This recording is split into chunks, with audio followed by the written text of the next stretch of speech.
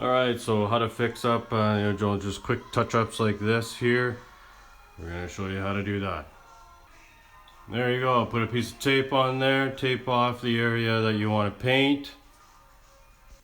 Grab your brush with a little bit of paint on it, doesn't need very much. Sometimes I kind of dab it like that, and then just give it a quick wipe. There we go. Done. You can even take the tape off right now. Let her dry. It'll look good as new. Here's another one. Pretty minor, but again, piece of tape and run it across here. There we go. Just kind of line that up with your white baseboard line. Give it a tap, touch it up, and done. Alright, I'll show you one more quick one. I've done quite a few already. They're quick and easy to do. This guy here, let's touch it up. So we're going to protect the baseboard. We're going to run this along here. We're going to get our paintbrush, a little bit of paint on it. Not very much, just a small brush. Okay, you can see there's not a whole lot of paint on there. And just touch it up. Perfect. Let's take the tape off, let it dry. And we're done. So a couple other things that I've done today. I have finished up, let me just show you, taken off all the tape around the trim in here. It's looking really good. I did the few touch-ups that I needed to. This bedroom is looking fantastic. I mean, pretty much brand new. All right, so just got to put on some hardware right there on the closet door. And I've also touched up that baseboard that runs along there. It's looking great. If we take a look at what it used to look like, well, I can't really show you, but it was like, brown underneath here. Whoever painted it last did not care whatsoever, went along with their brush, and then got this all full of brown paint. It looked terrible. This is going to need another coat, you can tell. So I've only put one coat on here, same as this wall over here on the opposite side, and right up there you can actually notice that it needs another coat. I'll also be giving this wall another coat, you can tell right there. So one coat does not cover, it just doesn't cover enough. It needs another one to look proper. I'm still working on this doorway, just finishing it up here on the sides of the trim and the top and around. This little space was never painted, so I've taped it off. I'm going to paint that properly. You can actually tell there's a different color when you compare the color up here to the color in the crack there. Master bedroom closet doors were painted this morning, gave them a coat. They've got a really nice white pearl finish on them now, covered up all of the discolorations. There wasn't really much, but there was a couple marks on it. They're just looking so much better now. While I had my paint out, I gave the, I think this is a rail or I think it's just a handrail. I gave that a coat, went along with my roller. It's feeling so much better, so much smoother, cleaner. Even did the underside of the rail as well. A couple little things needing to be finished up here in the kitchen area. The main floor is just filled in the holes above the garden door here and painted them. So gave them a coat, same as finished giving a coat right in this little corner area where you can see it's taped off. So that has been painted. Just got to finish this up here. And once again, the living room window, I ended up having to fill in and paint the hole right in the center because I got a plan in terms of putting up the curtain rods, which are currently on the floor. I am now back home, taking a break. Beautiful day. Alright, thanks for coming along. I set up my miter saw outside. I got some wood cut here. Let me just show you what I'm talking about. This is going to end up going right up there, and that's where I'm going to mount the curtain rod. I've also made one for just above the kitchen sink. I've got them cut for the bedrooms as well. It's going to go up there. And I'm going to mount the towel rack onto one as well. I've got my studs marked out on the wall here, so I know exactly where I'm going to need to drill my holes and put the screws in. I'm going to take the towel rack off the wall, and then I'm going to mount this in place, put the towel rack back on. You can see here, you know, they get loose. Those drywall anchors are only going to last so long. Some people use that as a handle when they get out of the shower. Really weakens it, right? So, and the way that they're lined up, they're not really lined up where the stud actually is. So both of these don't even screw into, you know, something really solid. Even though this one, well, no, it's not really that solid. So it's going to be much better after we mount this in place and of course paint it same color as the wall. It's going to look great.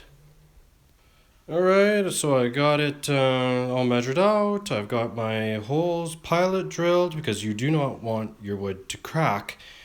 Good idea to pre-drill those as well as countersink them so that your screws end up you know, fitting nicely in there. You could just fill them in, and then once you paint them, you don't even see the screws. I've also got my studs marked out, so I know exactly where I should be putting the screws into the wall so that they secure into, you know, something solid. And so everything is marked out and ready to go. So I'm crossing my fingers, really hoping that this all works out, because you don't want to be making mistakes and having to go back and fix things. And there it is installed. Everything worked out perfectly. I actually used a template, actually used my level here as a template to measure the gap in between, you know, the board and the trim. I found this worked better. That way I didn't have to sit there worrying about is it level on both sides. Just put that up there while I hold everything and then tack it into place or screw it down. And that seemed to work really good. So I'm really hoping that this is going to do the job that I want it to do, which is basically hold that curtain rod up for a much longer period of time than, you know, having used just those drywall anchors.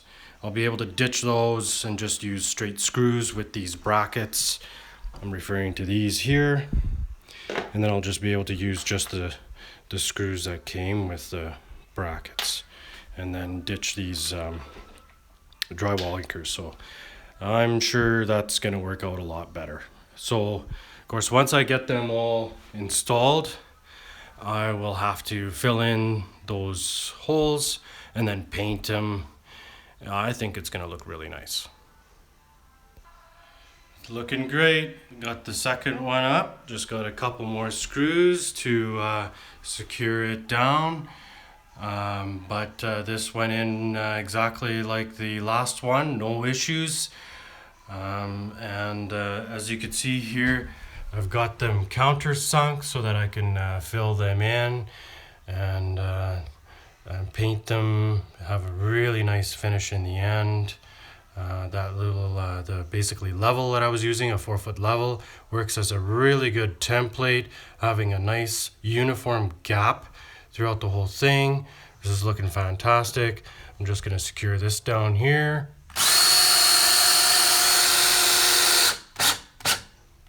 And there we go. Just got another one on that side, and this room is done. All right, so the master bedroom now is finished as well. And you might be asking yourself, I don't see any screws in the middle. So how is that going to not warp or, you know, cause any stress with that middle hook going into there? Well, I thought about that too, and there's no stud in that area. There's nothing to screw into back there. So, being that this is a permanent fixture, I do not plan on ever taking this out. Here's what I did. I used a construction adhesive, all right? So, time will tell if this was a good idea. I don't know. But yeah, I used a construction adhesive. But just put, a small amount in the middle area.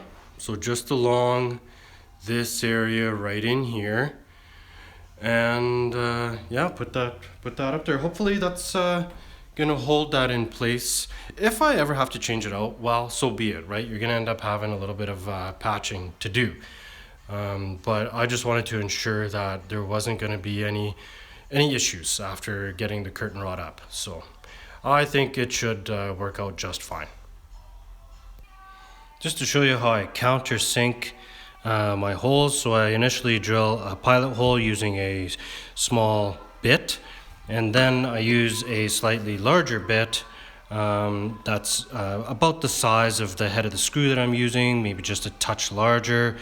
And then I just, there's special bits for this, but you don't need to buy a special bit for countersinking. Just do the following and line it up with your small hole.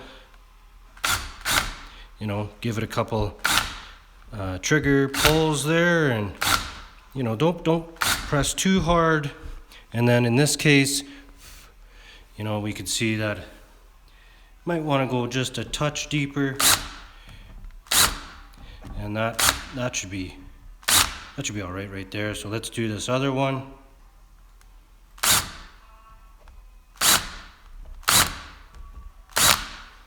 we go. It's looking good. Maybe give this one just a little. There. I think that should work out just fine. There we go.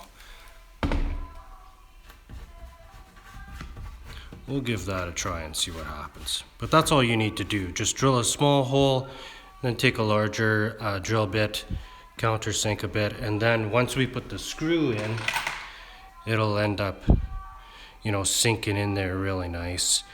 Not too much, right? Because we don't want to go too deep. And yeah, then we'll fill it in, and we should be good. Also, I'm using 2.5 inch deck screws is what I'm using. I use them for so many things. They come in handy for all kinds of projects. So again, 2.5 inch because this is a 1x4 pine plank. And of course, you're gonna end up having to go through a 1/2 inch of drywall and then into the stud. So you want at least a 2.5 inch screw. And there we go, the living room area on the main floor here is complete. Just want to emphasize that it's really important that all your measuring is completed accurately, properly. I think you've heard the saying, measure twice, cut once. You do not want to end up making mistakes at the price of lumber nowadays. You don't want to end up having to go back and get more because of some silly mistake that could have been avoided just by double checking, right? So just make sure that you got all your measurements, your alignments. It's nice having that template that I'm using, which is that 4-inch level. That way I could put it up right in between the board and the top of the trim. You end up getting a uniform space of 1 inch in my case. So in your case, use whatever you want.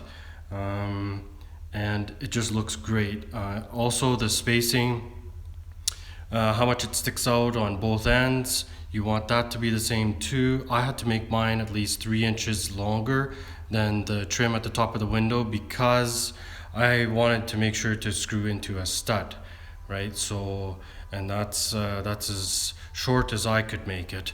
But I think it's gonna look great because once the curtain rod's up there, you're gonna hardly notice that. And even if you do notice it, it's gonna look good. So yeah, living room is done. Just got the garden door and the kitchen window to complete.